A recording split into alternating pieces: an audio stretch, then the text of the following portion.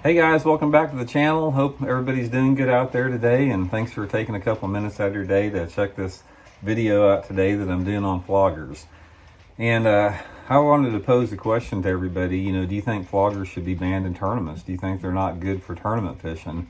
I want to dig into that a little bit, and simply because I've had a lot of questions the last couple weeks on floggers, because everybody knows that MLF and Bassmaster, they're having their northern swing of tournaments like they do every year this time of year, and we all get burned out by seeing all these pros posting 4 and 5 pound smallmouth, blowing up our social media feeds constantly with it up there. Yeah, we get it. We know there's big ones up there. I know there's big ones up there.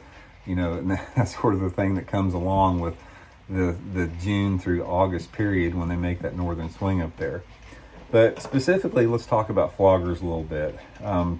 Everybody that watches this channel, you guys know that I'm sort of anti-tech. I don't think that a lot of the technologies are a positive thing for our sport.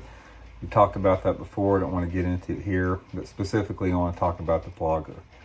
My opinion on the flogger, as far as whether it should be banned or not, is no, I don't think it should be banned. And the reason I say that is because this is not some high-tech piece of equipment that gives one angler a huge advantage over another angler. It's a low-tech piece of equipment. It's basically just like having a diving mask looking into the water with it. It's not that expensive. It's not anything that's really, it's not anything that's really unusual. I mean, you could basically do the same thing by just looking over the side of the boat with a diving mask on. And the guys have used this extremely effectively the last couple of years, specifically when they go to fish for those smallmouth up in clear water when those fish are bedding. And that's what they use them for. They use floggers to basically see the smallmouth on beds, because smallmouth in beds, even though the beds a lot of time are really visible, they blend into those beds. They take on the same colorations as the mussel beds, as the zebra mussels and the sand and everything like that. And they're really hard to see, especially if you have a cloudy day or a windy day.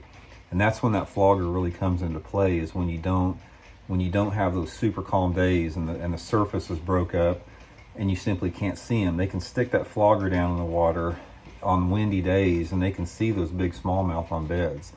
So no, from that standpoint, I don't think that floggers should be banned. I don't think there's anything wrong with them. I don't think they give one angler an advantage over another because they're not that expensive. And I don't think it's not a piece of technology that's leading us down a bad path. Okay, after saying that, I will say this. Let's address the bigger picture behind floggers. Because the bigger picture behind floggers is the fact that why are we having these tournaments on the bedding season for these big smallmouth? These smallmouth these guys are catching, these 4 and 5 pound 6 smallmouth, 4 and 5 pound 6 pound smallmouth that are on beds. These are super old fish. I mean, these fish are 10 or 12 years old. They have great genetics in them. Let's let those big smallmouth spawn. My, appeal to the tournament directors of Bass and MLF is stop having tournaments in June where these guys will even need a flogger. Take your tournaments up there in August or early September. You're still going to catch giant bags of smallmouth. All the smallmouth will be done spawning. You won't have molested those giant smallmouths. And therefore, the need to even have a flogger goes away because you're not fishing for bedding smallmouth in June. I just don't get it. I do not get why they've got to hammer these big smallmouth when they're trying to bed in June, and they could have these tournaments later in the summer after they spawn, and they're still going to catch giant loads of smallmouth. It just doesn't make any sense to me. And one more thing about floggers, I'll say this, is if tournament directors are going to allow people to have floggers, then get rid of all these other rules in the tournaments. Get rid of this rule where you can't get out of your boat to push it over a mud flat. Get rid of the rule where you can't carry extra gas in your boat if you want to make a 150-mile run. Get rid of some of these rules that have been instituted for basically no reason without any good explanation. If you're going to allow things like floggers to be legal on there.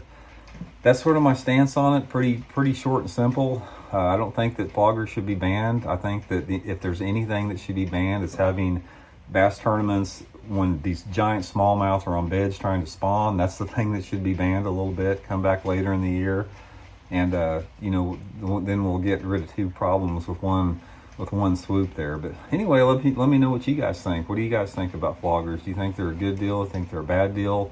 And same with the bed and smallmouth. What do you guys think about that? So anyway, guys, just a quick little opinion piece here. Hope everybody's doing good, and we'll be back soon. See you.